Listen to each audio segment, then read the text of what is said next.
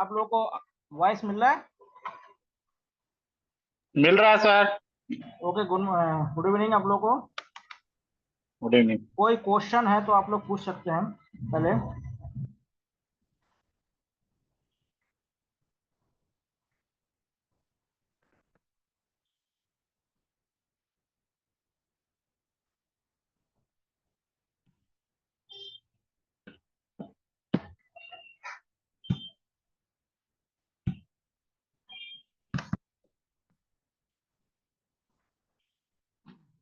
कोई क्वेश्चन है तो आप लोग क्या है इसको पूछ सकते हैं।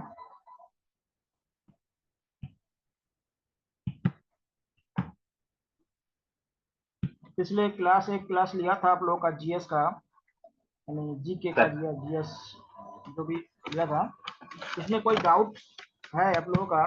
नहीं सर, नहीं सर, कोई डाउट नहीं है सर। ठीक है सर। ओके, डाउट नहीं तो फिर ठीक है। एक दो लोग और जुड़ने दीजिए, फिर क्लास स्टार्ट करते हैं।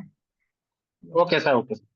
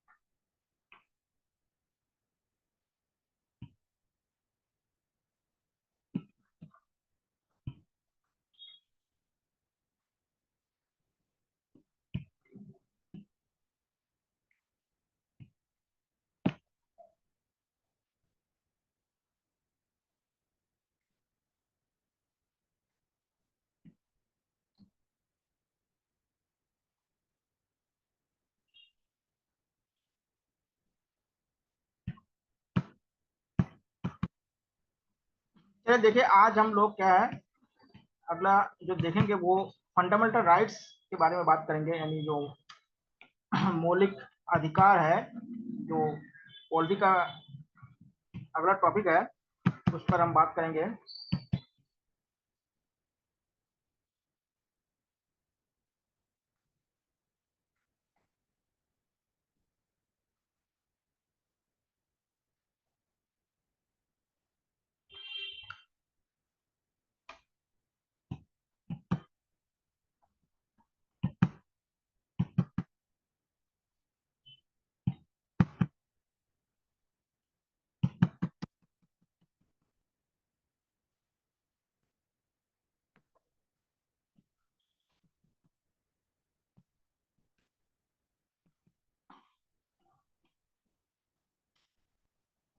पहले थोड़ा सा समझ लीजिए कि ये मौलिक जो अधिकार होता है वो होता क्या है, पहले इसको थोड़ा हम लोग जान लेते हैं पहले।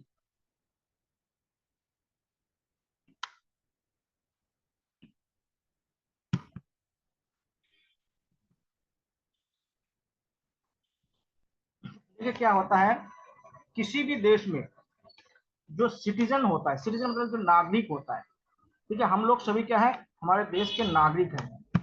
अब जो जब से गणतंत्र बना है, यानी जो रिपब्लिक हम लोग जब बने हैं ना, तब से हम क्या प्रजा कहना हम लोगों ने छोड़ दिया है। यानी राजा के समय में हम लोग पढ़ते थे प्रजा हुआ करता था, यानी उनके जो अनुयायी जो भी उनके राज्य में रहते उनको प्रजा कहते थे। और जो प्रजा होते थे उनको क्या है अपने जीवन को जीने के लिए या अपने जो डेली लाइफ को जीने के लिए जो अधिकार होते चाहिए, वो क्या होता है लोगों को प्राप्त नहीं था। वो क्या है लोगों को क्या है प्राप्त नहीं होते थे, समझिएगा। लेकिन एक बात समझ लीजिए, ये जो शब्द है नागरिक, जिसको सिटीजन कहा जाता है, सिटीजन जो शब्द है, ये फ्रांस में एक क्रांति हुआ था जिसको फ्रांसीसी रिवॉल्यूशन कहा जाता है। फ्रांसीसी रिवॉल्यूशन के बाद क्या है इसे क्या है हम लोगों ने वहां से अडेप्ट किया है, ठीक है, वहां से क्या है हम लोगों ने उसको लिया है। अब नागरिक है तो उनको क्या है, अब तो राजतंत्र नहीं रहा, तो राजतंत्र नहीं रहा तो उनको क्या है नागरिक होने के लिए उनको कुछ अधिकार देना जरूरी है। उनको क्या देना चाहिए, अधिकार देना बहुत जरूरी है। अब अधिकार कैसे दिया जाए पहले समझ लीजिएगा। और इसके लिए सबसे पहले जो ब्रिटेन में एक नियम पारित हुआ था कि वहां पे राजा के अधिकार को कम कर दिया है। देखिए दुनिया में सबसे पहले ब्रिटेन एक ऐसा देश है जहां पे क्या है, राजा के अधिकार को क्या है, कम कर दिया गया था।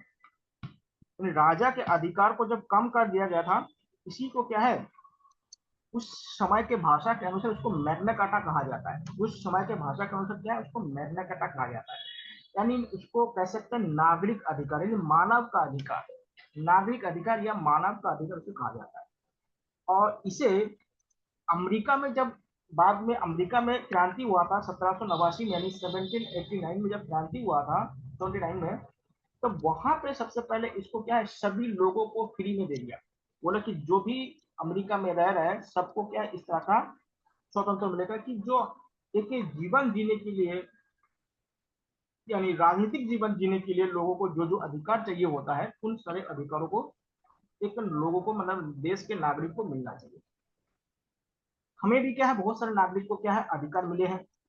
और इसीलिए क्या है, हमने अपने संविधान में ये जो मौलिक अधिकार, इसको फंडामेंटल राइट कहते हैं, वो अमेरिका के संविधान से लिया है, जिसको मैग्ना कार्टा कहा जाता है। क्या कहा जाता है, मैग्ना कार्टा कहा जाता है। ठीक है, इसको मैग्ना कार्टा कहा जाता है। इसमें देखिए क्या बात बताई गई कि इसमें पहली बात कि नागरिकों के एक प्रकार के जो राजनीतिक अधिकार होता है, जो पॉलिटिकल पावर होता है, उनको दिया गया। देखिए सबसे पहले एक बात याद रखिएगा, हर व्यक्ति को कम से कम अपने जो फंडामेंटल राइट है उसको याद होना चाहिए।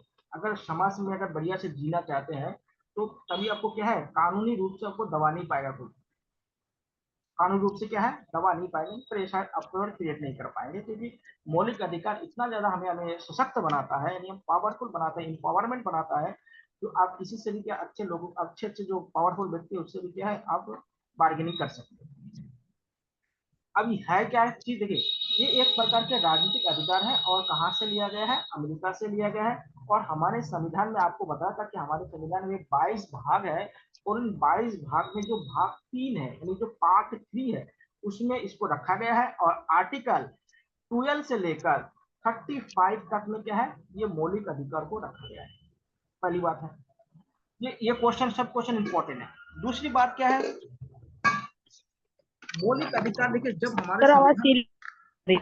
आवाज क्लियर नहीं आ रहा क्या,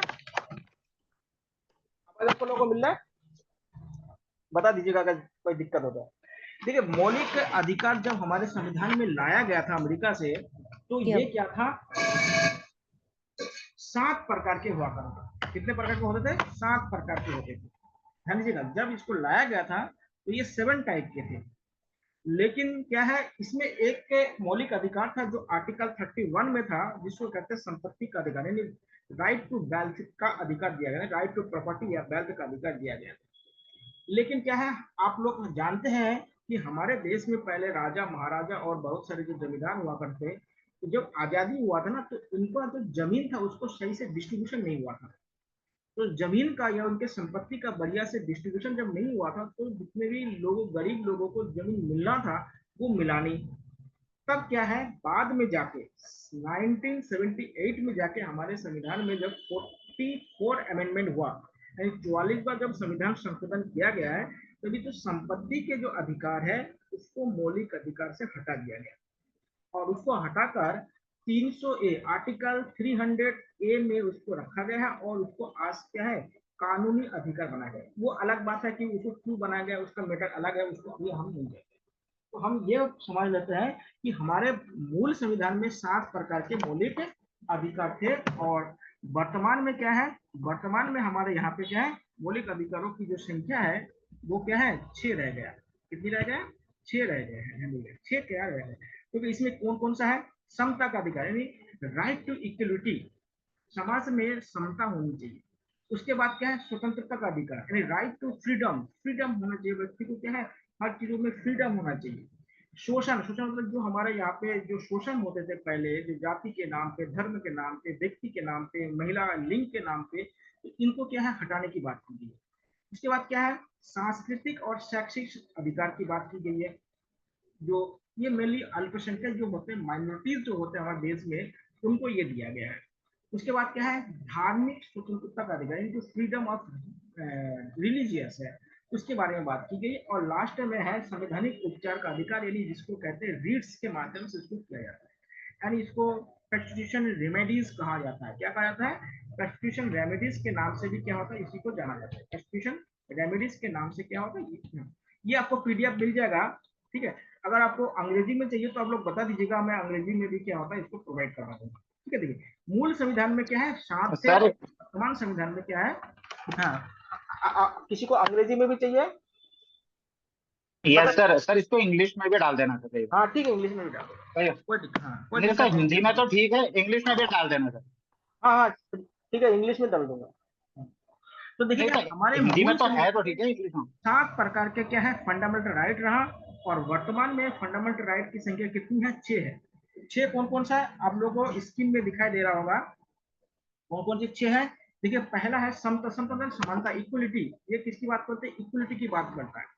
इनइक्वलिटी मतलब समान, तो समाज में समान होना चाहिए। समान इसलिए होना चाहिए कि देखिएगा, आप लोग जानते हैं कि जो महिला और पुरुष या जो इंसान और अलग अलग धर्म के जाति के जो लोग हैं उसमें कोई भिन्नता नहीं है।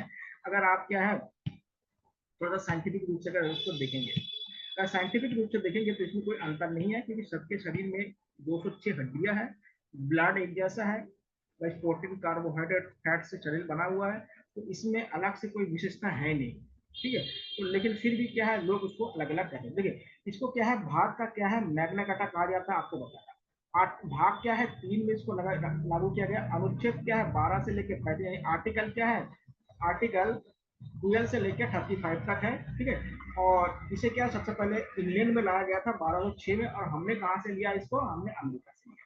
ठीक है, आर्टिकल 14 से लेके 18 तक में क्या है, राइट टू इक्वलिटी है, समानता का अधिकार है। फिर क्या है, फ्रीडम ऑफ राइट 19 से लेकर 22 तक है।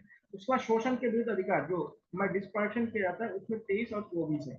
उसके बाद क्या है, धर्म के यानी जो राइट टू रिलीजियस है वो क्या है 25 को क्या है 28 है। उसका जो कल्चरल और जो एजुकेशन है वो क्या है 29 और क्या 30, और आपका 31 क्या है इसको हटा दिया गया। आपको बताया था ये किसने क्या था, राइट ऑफ वेल्थ था, इसमें क्या है राइट ऑफ वेल्थ था, वेल्थ मतलब संपत्ति का अधिकार था। अब इसको क्या आर्टिकल 300 ए में क्या है इसको जगह दे दिया गया। ठीक है, इसको हटा दिया गया, आर्टिकल 31 को क्या हटा दिया गया। और आर्टिकल 32 क्या है, ये क्या है कॉन्स्टिट्यूशन रेमेडीज है। रेमेडीज मतलब उपचार जिसे कहते हैं, संवैधानिक उपचार। और एक बात ध्यान देगा, ये जो संवैधानिक उपचार है इसको अम्बेडकर जी ने क्या है सोल ऑफ इंडियन कॉन्स्टिट्यूशन कहा था। सोल ऑफ इंडियन कॉन्स्टिट्यूशन यानी भारतीय संविधान का क्या है आत्मा कहा था, जिसमें अम्बेडकर जी ने कहा था। इसको भी याद रखिएगा। तो इसको हम थोड़ा सा एडिट करके इसको थोड़ा थोड़ा जो इंपॉर्टेंट चीज है उसको हम लोग देख लेते हैं। जहां पे समझ में नहीं आएगा आप लोग क्या था उसको बोलिएगा। ठीक है, धन्यवाद। देखिए अभी इसमें ये बता भी दिया हूँ कि क्यों हटा दिया गया, कब हटा दिया गया, ये सारे चीज क्या है आप लोगों को मेंशन कर दिया। आपको क्या है कहीं बाहर कुछ पढ़ने वढ़ने की आवश्यकता नहीं है। देखिए इसको 31 में रखा गया था, बाद में 44 अमेंडमेंट में हटा दिया गया था। कब हटा दिया गया था, 1978 में हटा दिया गया था। और इसको किसमें रखा गया, 300 ए में इसको रखा गया है। और ये किस प्रकार का लॉ है, एक कानूनी अधिकार नहीं, लॉ बना दिया। अब ये समानता का अधिकार है जिसको आप कहते हैं राइट टू इक्वलिटी। पहले है विधि के समक्ष समानता, विधि मतलब लॉ यानी इक्वलिटी ऑफ लॉ। लॉ मतलब कानून सबके लिए बराबर होना चाहिए। तो आर्टिकल 14 में ये बताता है कि भारत में जो भी लोग नागरिक है, भारत के सिटीजन है, उन सबको एक बराबर कानून होना चाहिए। ये अंबानी के लिए जो कानून होगा वो एक गांव के किसान के लिए भी कानून। लेकिन क्या है ये नियम है, लेकिन अपवाद हर जगह होता है। हमारे यहाँ पे जो राष्ट्रपति राज्यपाल या आप लोग जानते हैं संसद के जो एमपी होते हैं और एमएलए होते हैं उनके लिए कुछ विशेषाधिकार होता है। ठीक है, उनका कानून और हमारे कानून में थोड़ा सा अंतर होता है। ठीक है, हाँ जी, ये तो समानता की बात की गई है, लेकिन क्या है कहीं कहीं पे क्या है इसको सही भी नहीं माना गया कि कहीं कहीं पे क्या है तो इसका दिक्कत है क्योंकि सब जगह एक कानून लागू नहीं होता है। तो ये क्या है कानून के समक्ष समानता की बात करते हैं, कहीं कहीं पे अपवाद भी है। ठीक है, अब ये आर्टिकल जो 15 है बहुत इंपॉर्टेंट है। आर्टिकल जो 15 है ये बहुत इंपॉर्टेंट है। आप लोगों ने सुना होगा आर्टिकल 15 एक पिक्चर भी बना हुआ था। तो देखिए आर्टिकल जो 15 है, देखिए ये आर्टिकल क्या है 15 है। तो 15 में क्या किया गया देखिएगा, कोई भी रिलीजियस, कोई भी जो वंश होता है, स्पीसीज होता है या कास्ट होता है या जेंडर है या उसका वर्क प्लेस हो, उस पर क्या होता है, डिफरेंस नहीं किया जा सकता है। अब उन्हें क्यों नहीं किया जा सकता है, आप बताइएगा। सबसे पहले लोग गांव बने थे ना, गांव से पहले लोग जंगल में रहते थे, जंगल में से गांव बने हैं और गांव से क्या है, शहर बने हैं। तो आज अगर कोई शहर के व्यक्ति ये बोले कि मैं ज्यादा पढ़ा लिखा हूँ और गांव के लोगों से मैं ज्यादा सभ्य हूँ, तो उसको पहले अपने पूर्वजों को भी देखना पड़ेंगे, क्योंकि उनके कहीं ना कहीं उनके पूर्वज भी तो गांव से आए हुए हैं। तो अलग बात है कि उन्होंने अच्छा एजुकेशन लिया है, तो उस तरह से। अब ऐसे करेंगे तो अमेरिका वाले बोलेंगे कि इंडियन वाले कम पढ़े लिखे हैं, तो इस तरह से भेदभाव नहीं किया जाना चाहिए।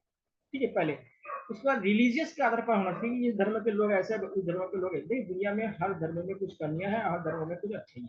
कोई धर्म एकदम खराब नहीं है, कोई धर्म एकदम भी सही नहीं है, 100% कुछ नहीं है दुनिया में। ठीक है, तो इसलिए क्या था, कुछ धर्मों में क्या था, समय के साथ चेंज हुआ है, कुछ धर्मों में समय के साथ चेंज नहीं हुआ, इसलिए कुछ ज्यादा खराब लगता है। और कुछ बात नहीं।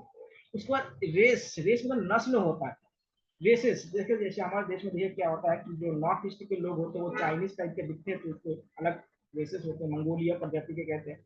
हमारे जो उत्तराखंड में जो भोटिया लोग रहते हैं वो भी मंगोल प्रजाति के हैं। तो वो उत्तराखंड के क्या होता है, भोटिया लोग और बाकी उत्तराखंड के लोगों के जो बॉडी स्ट्रक्चर है उसमें बहुत अंतर दिखाई देता है। तो इसी आधार पर भी क्या होता है, भेदभाव नहीं होना चाहिए। दूसरी बात होता है जाति, कास्ट। यहाँ पर जाति का मतलब क्या है, कास्ट है। कास्ट के आधार पर होना है, कोई क्षत्रिय, कोई ब्राह्मण है, कोई जाट है, किसी पर नहीं होना चाहिए। उसके बाद जेंडर पे नहीं, महिला पुरुष पे नहीं होना चाहिए। महिला और पुरुष में क्या है, ये असमानता नहीं होनी चाहिए, महिला के लिए अलग रूल नहीं है। उसके बाद क्या है, प्लेस, जैसे आपको बताया कि हर व्यक्ति क्या गांव से शहर में आए, शहर से कोई गांव नहीं गया है। तो डेवलपमेंट की जो स्टेजेस होते हैं उसी से वो देखा जाए, तो इसलिए क्या होता है, इसी आधार पर क्या होता है, हमारे यहाँ पे कोई भी क्या है, असमानता नहीं होनी चाहिए। ठीक है, समानता में भेदभाव क्या होता है, डिस्क्रिमिनेटिव जिसे कहते हैं, वो नहीं होनी चाहिए। अगर हो रहा है तो पढ़े लिखे लोगों का ये जिम्मेदार बनता है कि इस तरह के जो भेदभाव है उसको रोके। ये सबसे जिम्मेदारी किसका है, पढ़े लिखे लोगों को। इसको देखिए, आर्टिकल 17 क्या है। देखिए आर्टिकल जो 17 है, एक बात ध्यान रखिएगा, तो आर्टिकल 17 है, इसमें ये बात बताई गई है कि हमारे यहाँ पे पहले अनटचेबिलिटी चलता था, यानी तो छुआछूत चलता था कि ये नीच जाति के लोग इसको छुएंगे तो अपवित्र हो जाएंगे, ये उनका काम है, वो उनका काम है। आज ऐसे कुछ है नहीं। तो ये आर्टिकल 70 में क्या है, अनटचेबिलिटी की बात की गई, यानी अनटचेबिलिटी को रोकने की बात की गई है कि अनटचेबिलिटी शब्द को हटाया जाए, यानी ये शब्द नहीं होनी चाहिए। ध्यान दीजिएगा, तो अनटचेबिलिटी अगर आप शब्द आ जाए तो आर्टिकल 17 में इसको मेंशन की गई है, इसको ध्यान दें। इसमें एक आर्टिकल और लिख लीजिएगा, जो आर्टिकल 18 आपको दिखाई नहीं दे रहा है, उसको भी यहाँ पे लिख लीजिएगा, आर्टिकल 18। ठीक है, आर्टिकल 18 बहुत इंपॉर्टेंट भी है। और एक बात ध्यान दीजिएगा, और ये क्या है, अब इसमें बहुत बड़ा सुधार हो गया, इसलिए सुधार हो गया, इसलिए इसको अलग से करवाना चाहिए था, लेकिन चलो इसमें बदला कर। ठीक है, आर्टिकल जो 17 है, इसमें क्या होता है कि कोई भी व्यक्ति क्या है, अननेसेसरी टाइटल नहीं लेंगे। अननेसेसरी टाइटल का मतलब है क्या, मतलब उपाधि जिसे कहते हैं। जैसे आप लोगों ने सुना होगा, राजा महाराजा के जमाने में क्या है, बहुत बड़े बड़े उपाधि लिए, जैसे राय बहादुर, वीर प्रताप, या नवाब, या जमींदार, इस तरह के टाइटल लेते थे उस समय, यानी उपाधि लिया करता था। तो आर्टिकल 18 में बोलता है कि ये जो टाइटल है इसको समाप्त कर दिया जाए, एंड कर दिया जाए। जब हम सबको एक नागरिक मान रहे हैं तो ये टाइटल किस बात की है, तो टाइटल को समाप्त कर दिया गया। लेकिन दो टाइटल को छोड़ के बाकी टाइटल को समाप्त कर दिया। देखिए दो टाइटल इसमें उनके उसमें मेंशन किया गया था। एक टाइटल था आपका एजुकेशन का, ठीक है, एक था एजुकेशन में टाइटल दिया जाता था, और एक टाइटल दी जाती थी जो आर्मी में दी जाती थी, सेना में दी जाती थी। अब मतलब एजुकेशन में कैसे टाइटल दी जाती है, जैसे पीएचडी किया हुआ, कोई आचार्य बन रहा है, कोई क्या है एमफिल कर रहा है, कोई डॉक्टर बन रहा है, तो ये टाइटल ले सकते थे, लेकिन बाकी टाइटल नहीं ले सकते। और आर्मी में जैसे क्या होता है, कर्नल हो गया, ब्रिगेडियर हो गया, ये जो टाइटल होते हैं ये टाइटल ले सकते थे। हाँ जी, तो ये टाइटल क्या था, हमारे संविधान में था, लेकिन इन दोनों टाइटल को छोड़कर या उपाधि को छोड़कर किसी भी प्रकार के उपाधि को हमारे संविधान में क्या है, किसी को देने के लिए मना किया गया था। लेकिन 1954 में इस नियम को बदल दिया गया, और बदल के नया नियम ये लागू किया गया कि भारत में अब टाइटल दी जाएगी, और टाइटल में क्या होता है, एक सिविल टाइटल जोड़ दिया गया। क्या टाइटल जोड़ दिया, सिविल। ठीक है, आर्मी टाइटल तो पहले था ही था, अब इसमें सिविल टाइटल जोड़ दिया गया। अब सिविल टाइटल में 4 टाइटल जोड़ दिया गया। एक था भारत रत्न, क्या था, भारत रत्न। दूसरा था पद्म विभूषण, आप लोगों ने सुना होगा। तीसरा था पद्म श्री, पद्म भूषण, और जो चौथा था वो है पद्म श्री। ये जो टाइटल है ये क्या है, 1954 में ऐड कर दिया गया। अब क्या है, 1954 में इसको ऐड कर दिया गया, और इसे सिविल टाइटल कहते हैं, सिविल उपाधि कहते हैं, नागरिक उपाधि कहते हैं। और जो कर्नल हो गया, या जो मेजर हो गया, या परमवीर चक्र वगैरह जो अलग अलग जो देते हैं, वो क्या है, वो सैन्य टाइटल कहा जाता है। वो क्या है, आर्मी को दी जाती है, या सैन्य जो हमारे आर्म्स फोर्स होते हैं उनको दी जाती है। तो देखिए, भारत जो रत्न है ये क्या है, भारत का सबसे बड़ा सिविल अवार्ड है। अगर आपसे पूछा जाए भारत का सबसे बड़ा नागरिक उपाधि कौन सा है, तो भारत रत्न। उसके बाद पद्म विभूषण है, फिर पद्म भूषण है, फिर क्या है, पद्म श्री है। ये 4 टाइटल का है, 1954 में जोड़ा गया था। और इन चारों में सबसे पहले जो दिया गया था वो 3 व्यक्तियों को दिया गया था। अगर याद रखिएगा आप लोग, एक बार देखिए 5-6 व्यक्तियों को दिया गया है। करेंट का क्वेश्चन है, पूछ सकते हो। देखिए, सबसे पहले जो दिया गया था, आप शिक्षा जगत से जुड़े हुए हैं तो उनका नाम आप लोगों को जानना चाहिए। वो है राधा कृष्णन को सबसे पहले दिया गया था। सर्वपल्ली, डॉक्टर सर्वपल्ली राधाकृष्णन को क्या है, सबसे पहले भारत रत्न दिया गया था। ठीक है, सबसे पहले भारत रत्न किसको दिया गया था, सर्वपल्ली राधाकृष्णन को दिया गया। उसके बाद दिया गया था आपके जो सीवी रमन का नाम सुने, वो जो साइंस यानी फिजिक्स में जिनको नोबेल मिला था, सीवी रमन जी, चंद्रशेखर रमन जी को मिला था, उनको दिया गया था सेकंड। और थर्ड व्यक्ति को जो दिया गया था उस समय, वो था आपके चक्रवर्ती राजगोपालाचार्य। जो आप उत्तराखंड में राजा जी नेशनल पार्क करते हैं ना, तो राजा जी जो नेशनल पार्क है वो क्या है, आपके चक्रवर्ती राजगोपालाचार्य के नाम पर क्या है रखा गया है। ये क्वेश्चन भी क्या है, उत्तराखंड में पूछा गया है। उत्तराखंड में पूछा गया कि राजा जी जो नेशनल पार्क है वो किस व्यक्ति के नाम पर रखा गया, तो चक्रवर्ती राजगोपालाचार्य के नाम पर रखा गया। जिन इन 3 व्यक्तियों को क्या है, सबसे पहले भारत रत्न मिला है। किनको किनको मिला है, सबसे पहले डॉक्टर राधा कृष्णन को मिला है, फिर सीवी रमन जी को मिला है, फिर क्या है चक्रवर्ती राजगोपालाचार्य को मिला है। ठीक है, इनको कब मिला है, 1954 में मिला है, 1954 में इनको मिला है। अब जानते हैं 5 जो अभी सितंबर गए हैं, शिक्षक दिवस क्या है, उनके नाम पे मनाया जाता है, राधाकृष्णन जी के नाम पे मनाया जाता है। उसके बाद जो साइंस डे होता है, 28 फरवरी को जो साइंस डे मनाया जाता है, यानी विज्ञान जो दिवस मनाया जाता है, वो सीवी रमन जी के जो उनको जब नोबेल प्राइज जिस दिन दिया गया था, मतलब जिस विषय पर दिया गया था उसके अनुसार दिया गया था, उसी पे उनको दिया गया था। उसको 28 फरवरी को क्या है, साइंस डे उनके नाम पे मनाया था। और जो राजा जी है उसके नाम पे क्या है, राजा जी नेशनल पार्क जो आपको हरिद्वार, देहरादून और पौड़ी गढ़वाल में फैला हुआ है, ये आप लोग जान। उसके बाद देखिए, जो ऐसे विदेशी व्यक्ति है जिनको क्या है भारत रत्न दिया गया है, उसको भी नाम आप लोग याद रखिएगा। एक क्या है, जो पाकिस्तान के एक नागरिक है, एक ध्यान रखिएगा, पाकिस्तान के एक नागरिक को दिया गया है, जिसका नाम है खान अब्दुल गफ्फार खान। का नाम आप लोगों ने सुना है। ठीक है, पाकिस्तान के एक व्यक्ति को दिया गया है, क्या है उनका नाम, खान अब्दुल गफ्फार खान को दिया गया। आप लोगों ने उत्तराखंड के एक व्यक्ति का नाम सुना होगा, बहुत फेमस व्यक्ति है, चंद्र सिंह गढ़वाली का नाम आप लोगों ने सुना होगा। तो चंद्र सिंह गढ़वाली जो ये अब्दुल गफ्फार खान थे, इन्होंने एक सेना बनाया था, मतलब सेना क्या, उस समय आजादी के लिए लड़ने के लिए सेना बनाया था, जिसको रेड शर्ट आर्मी कहते हैं, लाल कुर्ती सेना कहा जाता है। तो जो जो गढ़वाली जी है, चंद्र सिंह गढ़वाली जी है, वो क्या था उस समय जो बटालियन के हेड थे, तो इन्होंने क्या है, ये अब खान अब्दुल गफ्फार खान के जो रेड शर्ट आंदोलनकारियों पर गोली चलाने से मना कर दिया, इसलिए उनको क्या है कोर्ट मार्शल किया गया था। अब लोग जानते हैं कि उनके नाम पर उनको कोर्ट मार्शल किया गया था। तो चंद्र सिंह जो गढ़वाली थे, वो किन पर गोली चलाने से मना किया था, खान अब्दुल गफ्फार खान के जो आंदोलन कर रहे थे उनके जो अनुयायी थे, उन पर क्या है गोली चलाने से मना कर दिया। ये भी देखिए, इस सारी चीज को कनेक्ट करके रखेंगे ना तो भूलेंगे नहीं। ध्यान दीजिएगा, उत्तराखंड में चंद्र सिंह गढ़वाली के नाम बहुत फेमस है, आप लोग जानते हैं, उनके नाम पे यूनिवर्सिटी बने हुई है। उसके बाद उनके नाम पे बेरोजगार पर्यटन के लिए बेरोजगारों को क्या है, उनके जो योजना भी शुरू किए गए, बहुत सारी चीज उनके नाम पे है, तो इनको भी ध्यान रखिएगा। और एक व्यक्ति को दिया गया है जो विदेशी है, उनका नाम है नेल्सन मंडेला का नाम सुने होंगे।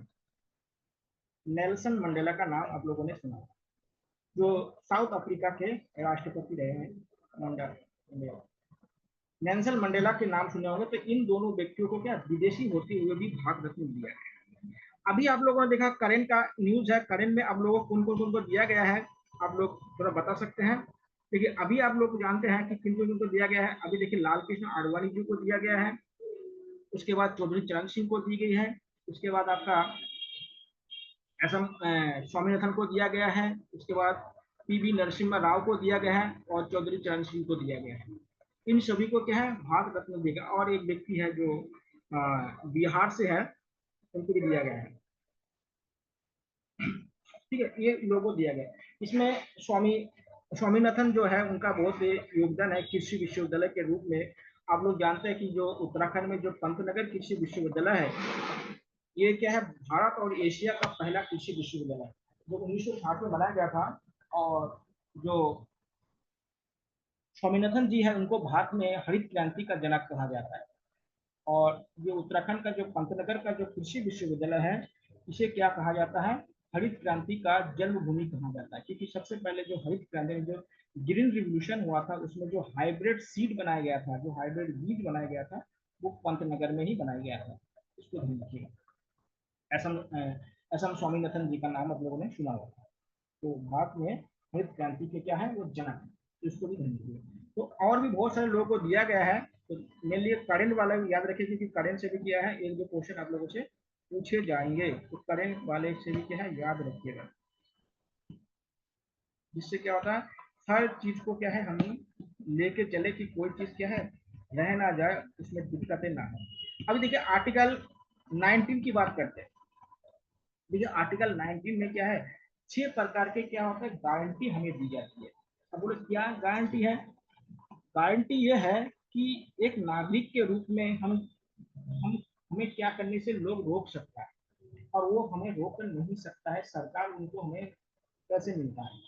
तो ये पहले क्या गया कि फ्रीडम ऑफ स्पीच, यानी अभिव्यक्ति की स्वतंत्रता, यानी आप कोई अपराधी नहीं है, आप अपने बात को अगर रखना चाहते हैं तो अपने बात को किसी भी माध्यम से आप रख सकते हैं। तो क्या है किसी को बोलने के अधिकार से वंचित नहीं किया गया, सभी लोगों को बोलने का अधिकार था, पहली बात। दूसरा है कि किसी भी व्यक्ति को भारत का अगर वो पीसफुली कोई ऑर्गेनाइजेशन चलाना चाहते हैं या कोई कॉन्फ्रेंस करना चाहते हैं, कोई सम्मेलन करना चाहता है, तो उसे भारत सरकार या कोई भी राज्य सरकार उसको रोक, लेकिन वो क्या होना चाहिए पीसफुल होना, शांतिपूर्वक होना चाहिए। ये नहीं कि वायलेंस करके वो ऐसे कर रहे हैं, ऐसे नहीं।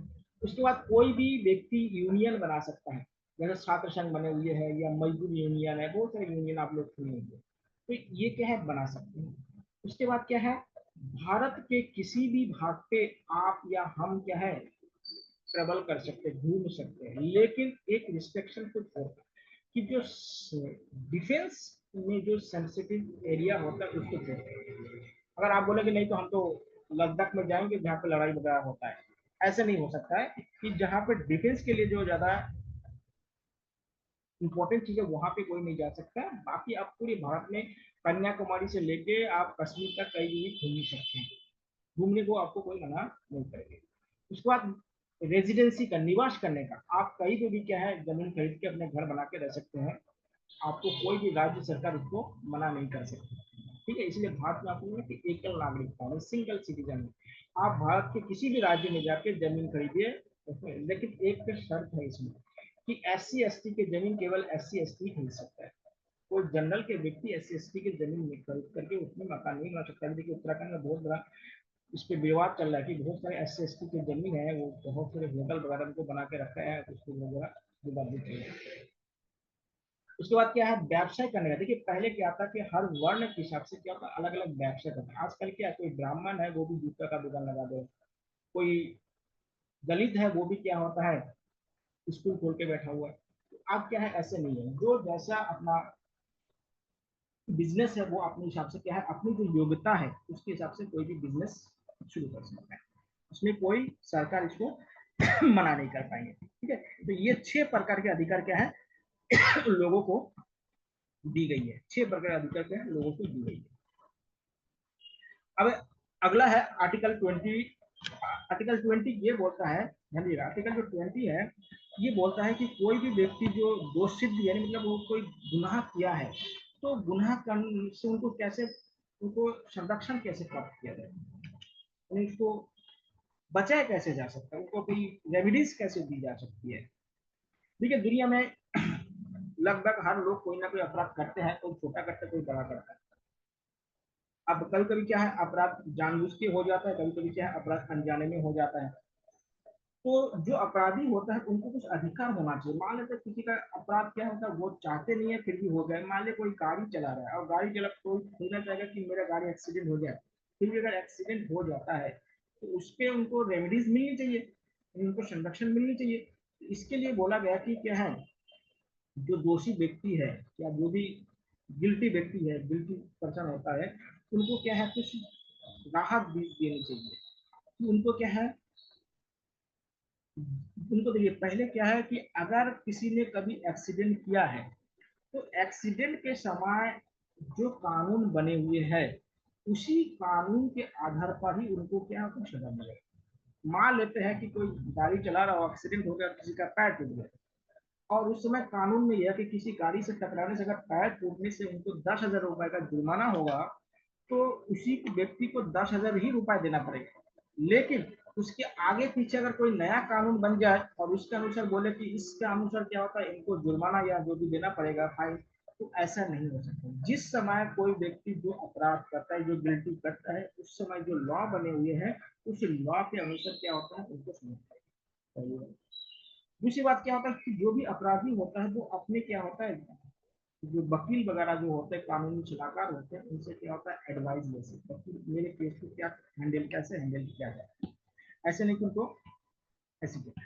तीसरी बात क्या होता है, कोई भी व्यक्ति जो है वो अपने केस के लिए गवाही नहीं बन सकता, अपने विरुद्ध क्या होता है वो गवाही साक्षी नहीं, नहीं गवाही नहीं दे सकते। जैसे मान लेते कोई, अगर मैंने कोई अपराध किया होगा तो मेरी जो गवाही है वो मान्य नहीं होगा, कोई दूसरा कोई गवाही देगा तो यहाँ, क्योंकि मुझे हो सकता है पुलिस वाले या कोई डर धमका के कोई ऐसे कर रहा हो, ऐसे नहीं हो सकता। इसलिए क्या होता है जो व्यक्ति अपराध करता है उसको साक्षी के रूप में इस्तेमाल नहीं किया जाता। तो ये चीज है। अगला जो आर्टिकल 21 है ये बहुत इंपॉर्टेंट है। इसमें बोला गया राइट टू लाइफ की बात की गई है, लाइफ जीवन जीने का अधिकार, इसके बारे में इन्हें बात की गई है। और आप लोग इसमें एक चीज और जानते हैं, देखिए इस समय RTE है, उसको राइट टू एजुकेशन कहते हैं, वो भी इसी के अंतर्गत क्या दी जाती है। पहले आर्टिकल 21 की बात की जाए, देखिए इसमें बोला कि जीने का अधिकार, यानी मैं एक व्यक्ति हूँ या कोई व्यक्ति है तो उनको जीने में बहुत सारी चीज क्या हुआ, उनको फ्रीडम देना चाहिए कि वो क्या खाए, क्या पहने, किस घर में रहे, कैसे रहे, उत्तर की तरफ सोए या दक्षिण की तरफ सोए, क्या पहने, नॉन वेज खाए या वेज खाए, उनका अपना चॉइस होनी चाहिए। दूसरा कोई व्यक्ति उनको क्या होता है इसमें इंटरफेयर नहीं कर सकता कि मैं अगर नॉन वेज खाता हूँ तो कोई व्यक्ति जबरदस्ती मुझे बोले कि वेज खाओ, या कोई वेज खा रहा है कोई जबरदस्ती उसको नॉन वेज नहीं दिया सकता है। इस तरह की जो एक्टिविटीज है ये नहीं है।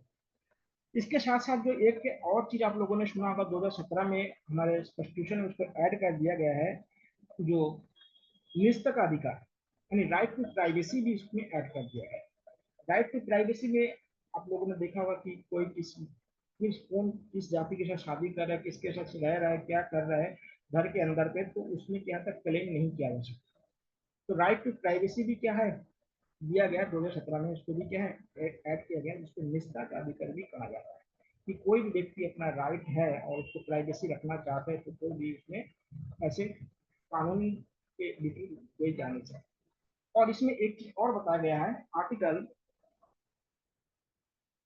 21A में क्या बताया गया है, इसमें RTE के बारे में बताइए। राइट टू एजुकेशन के में जो प्रावधान है वो सबसे पहले जोड़ा गया है।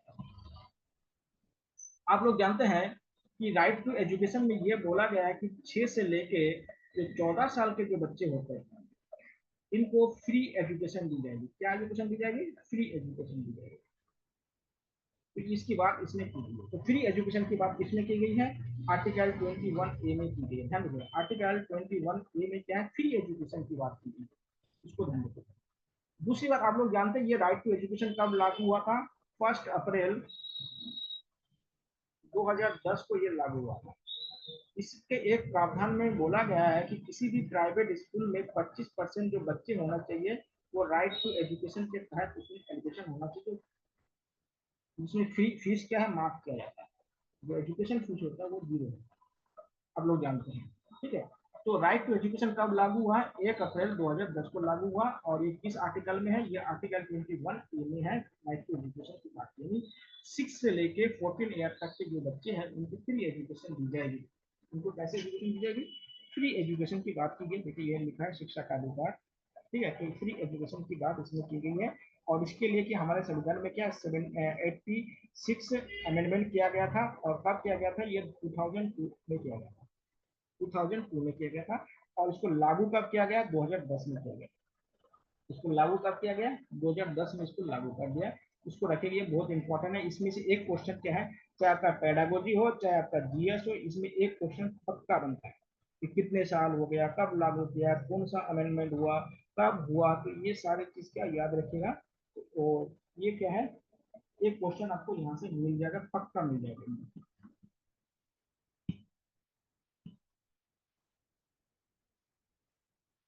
अगला देखिए, आर्टिकल क्या है? 22 है। 22 भी बहुत इंपॉर्टेंट है। जो 22वीं जो आर्टिकल है ये भी बहुत इंपॉर्टेंट है। ठीक है, 22वीं जो आर्टिकल है उसमें ये बात की गई है कि कोई व्यक्ति अगर मान लेते हैं उनको गिरफ्तार कर लिया गया, यानी अरेस्ट कर लिया गया, तो अब वो व्यक्ति क्या कर? देखिए आर्टिकल 20 में ये बताया गया कि उनको किस आधार पर उनको सजा दी जाएगी। और आर्टिकल 22 ये बताता है कि अगर कोई व्यक्ति अरेस्ट हो गया, अब क्या करे? अगर मान लो तो मैं खुद अरेस्ट हो जाता तो मैं क्या करूंगा? देखिए क्या होता है कि कोई भी व्यक्ति जब अरेस्ट हो जाता है तो उनके लिए क्या है, वारंट होना चाहिए उनके खिलाफ। पुलिस क्या होगा, बिना वारंट के किसी व्यक्ति को नहीं अरेस्ट कर सकती। देखिएगा, एफ, एक सुने होंगे आप लोगों ने, FIR, फर्स्ट इंफॉर्मेशन रिपोर्ट कहते हैं इसका फुल फॉर्म क्या होता है? First information report. ये वारंट नहीं होता है, इसको हम ये क्या होता है कि कोई भी घटना होता है तो उसको पुलिस को जो सूचना दी जाती है उसको FIR कहा जाता है। तो उसको क्या होता है? FIR के आधार पर क्या होता है? वारंट निकला जाता है। क्या निकला जाता है? वारंट निकला जाता है। और इस वारंट के आधार पर किसी को क्या होता है? अरेस्ट की जाती है। किसी को क्या होता है? अरेस्ट किया जाता है। अरेस्ट अगर कोई व्यक्ति हो जाता है तो अरेस्ट होने पर क्या मिलेगा? पहली बात, और अरेस्ट होने पर दो तरह के अरेस्ट होता है। एक क्या होता है, जो सामान्य अरेस्ट जिसे कहते हैं, जनरल अरेस्ट जिसे वारंट जिसे कहते हैं। और एक होता है एंटीसिपेटरी अरेस्ट कहा जाता है। ठीक है, तो जो सामान्य जो होते हैं, जो सामान्यता आप लोगों ने देखा होगा कि अरेस्ट अगर कोई व्यक्ति किसी पुलिस वाले किसी व्यक्ति को करता है। ठीक है, एक बात करिए कि ये मीटिंग खत्म हो जाए तो 10 मिनट बाद आपको ज्वाइन कीजिएगा, मैं मैसेज डाल दूंगा क्योंकि उसमें 10 मिनट का थोड़ा सा गैप लेता है। ठीक है, ये ऐप में। तो ध्यान दीजिएगा, अगर किसी व्यक्ति को अरेस्ट किया